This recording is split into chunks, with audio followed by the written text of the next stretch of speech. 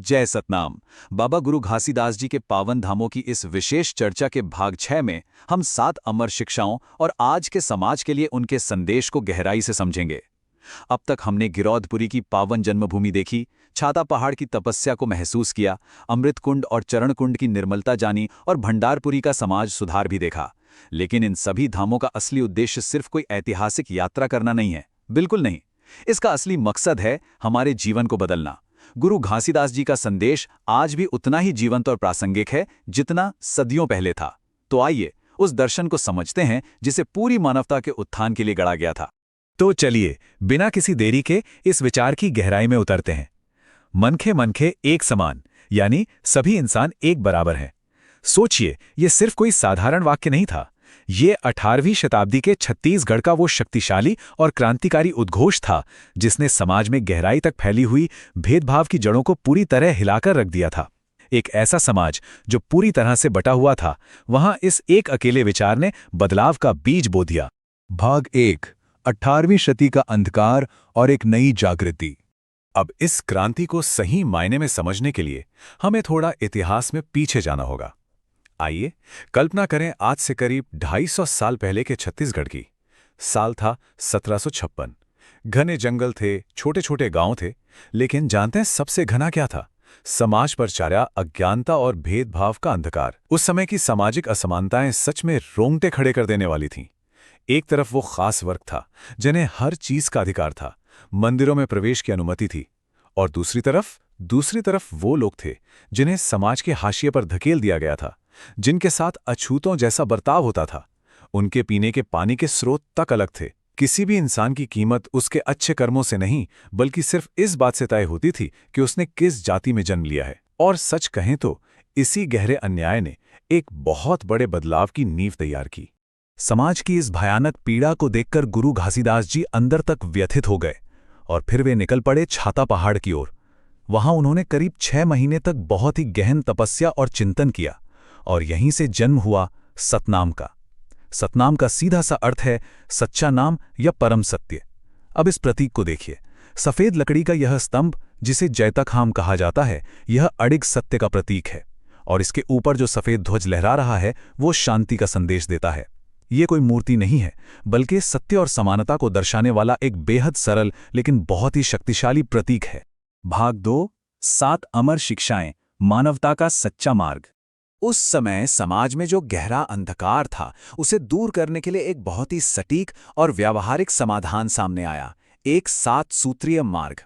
ये 7 शिक्षाएं थी: सत्य, समानता, करुणा, सादा जीवन, नशामुक्त जीवन, प्रकृति का सम्मान और मानव सेवा। अब इन्हें सिर्फ कुछ उपदेश मत समझिए, ये अपने आप में जीने का एक पूरा तरीका थे, एक तरह का ब्लूप्रिंट, जिसने ना सिर्फ लोगों को आध्यात्मिक रूप से मुक्त किया, बल्कि समाज को सुधारने का एकदम स्पष्ट रास्ता भी दिखा दिया। आइए एक एक करके इन शिक्षाओं को समझते हैं। शुरुआत करते हैं पहली और चौथी शिक्षा से, सत्य और सादा जीवन। गुरु घासीदास जी का बिल्कुल साफ मानना था कि सत्य सिर्फ बोलने की चीज नहीं है, बल्कि इसे तो जीना पड़ता है। जो इंसान सतनाम को यानी परम सत्य को अपना लेता है, वो हर तरह के डर से हमेशा के लिए आजाद हो जाता है।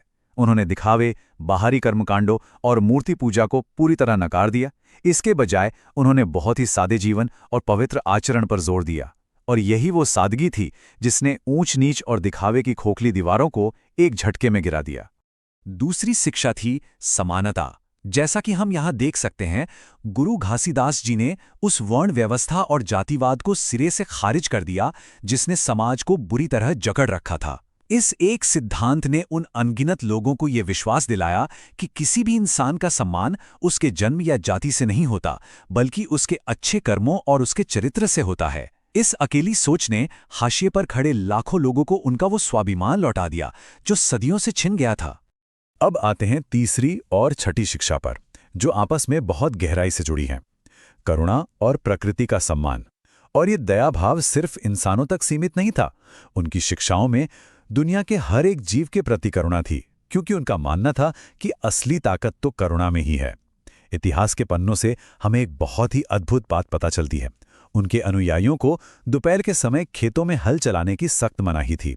अब मन में सवाल आता है कि ऐसा क्यों? वो इसलिए ताकि चिलचिलाती धूप में काम करने वाले मवेशियों को भी थोड़ा आराम मिल सके। कितनी गहरी सोच थी। पेड़ों को बचाना, प्रकृति की रक्षा करना और पर्यावरण के साथ तालमेल बिठाना उनके दर्शन का बहुत बड़ा हिस्सा था। आखिर जो प्रकृति को बचाता है वही तो आने वाली पीढ़ियों का भविष्य सुरक्षित करता है। 5वीं और 7वीं शिक्षा, नशामुक्त जीवन और मानव सेवा।